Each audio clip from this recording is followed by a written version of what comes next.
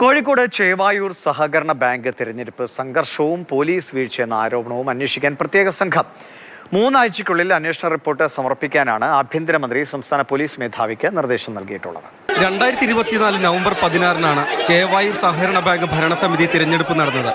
രാവിലെ പോളിംഗ് ആരംഭിച്ചത് മുതൽ CPM കോൺഗ്രസ് പ്രവർത്തകർ തമ്മിൽ ഏറ്റുമുട്ടി തുടങ്ങി. പോളിംഗ് സ്റ്റേഷന് പുറത്തും റോഡിലും വൻ സംഘർഷമായിരുന്നു. വോട്ടിംഗിൽ CPM വ്യാപകമായി ക്രമക്കേട് നടത്തി. ഇതിനായി വ്യാജ തിരിച്ചറിയൽ രേഖയുണ്ടാക്കി. കോൺഗ്രസ് അനുഭാവികളായ വോട്ടർമാരെ പോളിംഗ് സ്റ്റേഷനിലേക്ക് കടത്തിവിട്ടില്ല. പോലീസ് ഇതിന് ഒത്താശ ചെയ്തു എന്നിങ്ങനെയാണ് കോൺഗ്രസ് ആരോപണം. സിറ്റി പോലീസ് കമ്മീഷണർ സ്ഥലത്ത് വരാതിരുന്നത് ഇതിന് തെളിവെന്നും കോൺഗ്രസ്.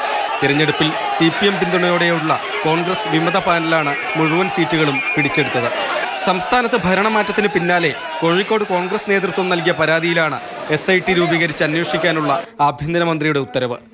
5000-ഓളം കള്ള വോട്ടർമാർ വന്ന് വോട്ട് ചെയ്തു.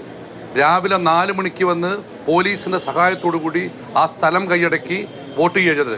ചേവായൂർ ബാങ്കിൻ്റെ പരിധിയിൽപ്പെടാത്ത വടകരയിലെയും കൊയിലാണ്ടിയിലെയും കല്ലാച്ചിയിലെയും നാദാപുരത്തുകളൊന്ന് വോട്ട് ചെയ്തു. അങ്ങനെ ഭരണത്തിൻ്റെ ബലത്തിൽ പോലീസിനെ ഉപയോഗിച്ചുകൊണ്ടാണ് ആ ബാങ്ക് CPM പിടിച്ചെടുക്കുന്നത്. ഇത് പ്രത്യേക അന്വേഷിക്കണമെന്നും ആവശ്യപ്പെട്ടുകൊണ്ട് ഞങ്ങൾ ഇവിടുന്ന് ആഭ്യന്തര നിവേദനം കൊടുത്തിരുന്നു.